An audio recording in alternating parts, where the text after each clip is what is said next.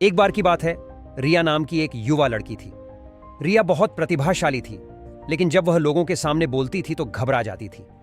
एक दिन उसे अपने बॉस के सामने एक प्रस्तुति देनी थी। रिया बहुत डरी हुई थी, लेकिन उसने हार नहीं मानी। उसने अपनी प्रस्तुति का अभ्यास किया, अपनी आवाज को मधुर बनाया और आत्मविश्वास से बोलने का प्रयास किया। रिया की प्रस्तुति बहुत सफल रही। उसके बॉस ने उसकी बातों से प्रभावित होकर उसे पदोन्नति दे दी। रिया ने सीखा कि पेशेवर तरीके से अपनी बात रखने से सफलता मिलती है। निष्कर्ष यह है कि पेशेवर तरीके से अपनी बात रखना एक महत्वपूर्ण कौशल है। यह आपको अपने विचारों को प्रभावी ढंग से व्यक्त करने और सफलता प्राप्त करने में मदद करता है। आर्थिक गरीबी सबसे आम प्रकार की गरीबी है। यह तब होती है जब किसी व्यक्ति या परिवार के पास अपनी बुनियादी जरूरतों को पूरा करने के लिए पर्याप्त आय नहीं होती है। इसमें भोजन, आश्रय, वस्त्र, स्वास्थ्य देखभाल और शिक्षा जैसी चीजें शामिल हैं। भारत जैसे विकासशील देशों में आर्थिक गरीबी एक बड़ी समस्या है। विश्व बैंक के अनुसार 2015 में भारत में 21.29% आबादी गरीबी रेखा से नीचे जीवन यापन कर रही थी। आर्थिक गरीबी के कई कारण होते हैं। कम शिक्षा और कौशल विकास का सीधा संबंध आय के निम्न स्तर से है। बेरोजगारी या कम वेतन वाले काम भी आर्थिक गरीबी में योगदान करते हैं। इसके अलावा असमानता भी एक बड़ी समस्या है। कुछ लोगों के पास बहुत अधिक धन होता है, जबकि अधिकांश लोगों के पास बुनियादी जरूरतों को पूरा करने के लिए भी पर्याप्त धन नहीं होता है। कमला नाम की एक महिला की कहानी पर विचार करें। कमला एक छोटे से गांव में रहती है। वह पढ़ नहीं सकती और उसके पास कोई विशेष कौशल नहीं है।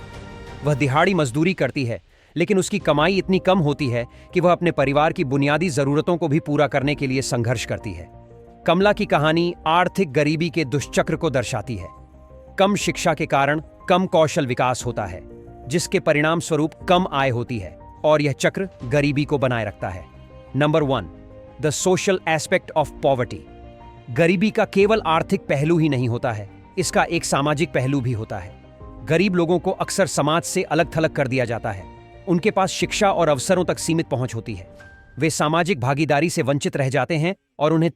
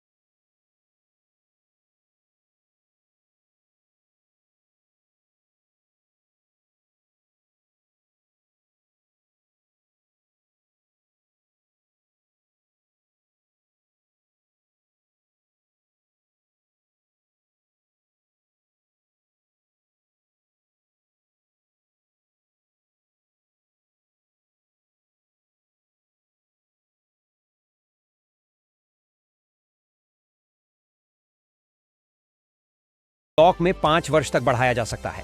Number 2, employees provident fund, EPF. Bharat में एक अनिवार्य बचत योजना है। यह संगठित क्षेत्र के कर्मचारियों के लिए लागू होती है जिनकी मासिक आय 15,000 रुपए से अधिक है। ईपीएफ में कंपनी और कर्मचारी दोनों मासिक वेतन का एक निश्चित प्रतिशत जमा करते हैं। वर्तमान में मार्च 2024 तक ईपीएफ पर 8.8% की वार्षिक ब्याज दर मिलती है। यह ब्याज दर तिमाही आधार पर चक्रवृद्धि होती है। ईपीएफ में जमा राशि और अर्जित ब्याज आयकर से मुक्त हैं। Number 3, other investment options. Real estate में निवेश लंबी अवधि में अच्छा रिटर्न दे सकता है। हालांकि इसमें उच्च प्रारंभिक निवेश की आवश्यकता होती है और बाजार में उतार चढ़ाव का भी सामना करना पड़ सकता है। सोना पारंपरिक रूप से एक सुरक्षित निवेश माना जाता है। सोने की कीमतें लंबी अवधि में आमतौर पर बढ़ती हैं। हालांकि सोना तरल संपत्ति नहीं है और इससे कोई नियमित आय नहीं होती है। क्रिप्टोकरेंसी एक अपेक्षाकृत नया निवेश विकल्प है। यह उच्च जोखिम वाला निवेश है लेकिन संभावित रूप से उच्च रिटर्न भी दे सकता है। क्रिप्टोकरेंसी बाजार अत्यधिक अस्थिर है। निवेश की दुनिया में सफल होने के लिए एक ठोस रणनीति बनाना महत्वपूर्ण है। आइए कुछ महत्वपूर्ण रणनीतियों पर गौर करें। Number 1, set your financial goals. सफल निवेश का पहला कदम अपने वित्तीय लक्ष्यों को स्पष्ट रूप से परिभाषित करना है। आप क्या हासिल करना चाहते हैं? क्या आप सेवानिवृत्ति के लिए धन जमा कर रहे हैं, अपने बच्चों की शिक्षा के लिए बचत कर रहे हैं, या डाउन पेमेंट के लिए धन जमा कर रहे हैं ताकि आप अपना खुद का घर खरीद सकें? अपने लक्ष्यों को प्राथमिकता दें और उनके लिए एक समय सीमा निर्धारित करें। यह आपको यह तय करने में मदद करेगा कि आपको कितना निवेश करना है और कौन से निवेश विकल्प आपके लिए सबसे उपयुक्त हैं। Number 2, assess your risk tolerance. हर कोई अलग अलग जोखिम उठाने में सहज होता है। कुछ लोग अधिक जोखिम लेने के इच्छुक होते हैं जबकि अन्य अधिक रूढ़िवादी होते हैं। अपनी जोखिम सहनशीलता का आकलन करना महत्वपूर्ण है ताकि आप ऐसे निवेश विकल्प चुन सकें जो आपके लिए उपयुक्त हों। आपकी आयु, वित्तीय स्थिति और भविष्य की योजनाएं आपकी जोखिम सहनशीलता को निर्धारित करने में महत्वपूर्ण भूमिका निभाती हैं। Number 3, set your time horizon. आपका समय क्षितिज वह अवधि है जिसके दौरान आप